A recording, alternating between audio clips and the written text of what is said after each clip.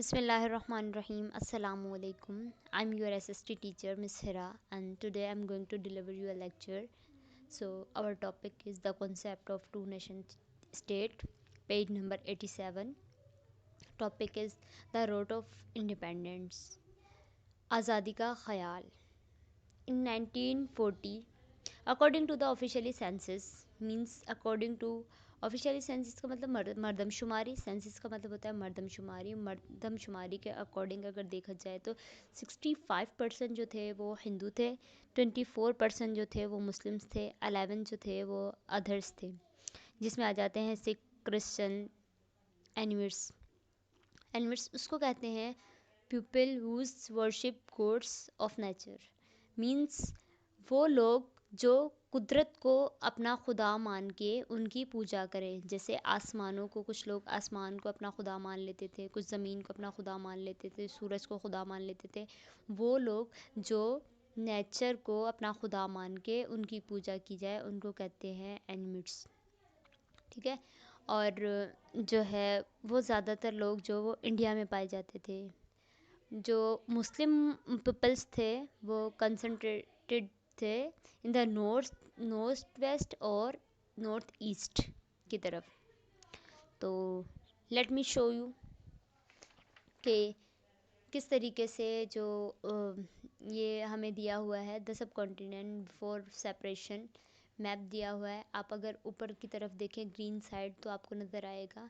तो यहाँ पर जो है वो मुस्लिम्स की क्वांटिटी या तादाद हम कह सकते हैं वो बहुत ज़्यादा थी। इसी तरीके से जो जब इनका कनाडा पे कब्ज़ा था तो वहाँ पर 2 लैंग्वेजेस बोली जाती थी। ये 2 लैंग्वेजेस के लोग थे, एक फ्रेंच और इंग्लिश स्पीकर। और वहाँ पर जो ब्लैक पीपल थे उन लोगों को ये कुछ नहीं मानते थे या उनकी कोई वैल्यू नहीं थी, तो उनके साथ काफ़ी जुल्म था।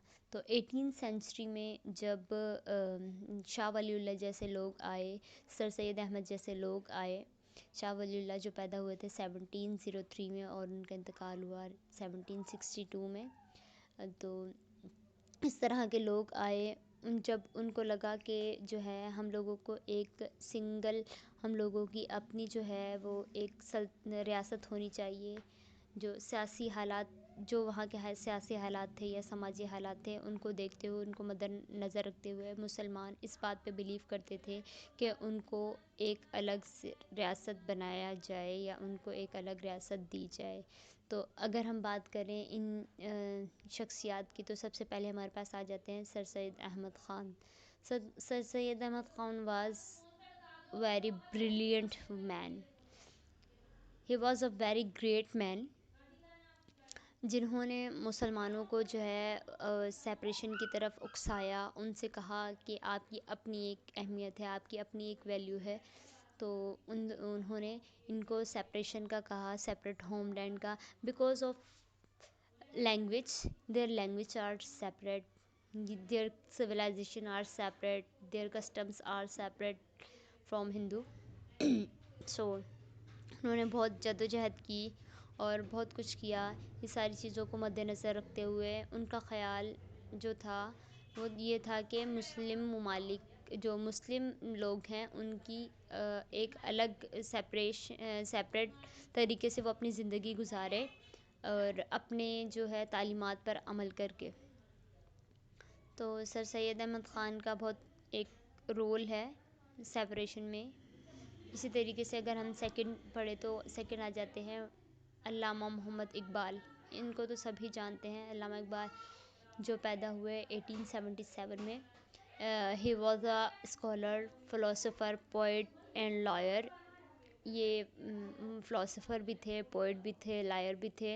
इन्होंने मुसलमानों की आज़ादी के लिए बहुत कुछ किया। इनकी पोइट्री बहुत ज़्यादा मशहूर है, इनको शायर मशरिक़ भी कहा जाता है। इन्होंने मुसलमानों की जो है उसके लिए बहुत काम किया।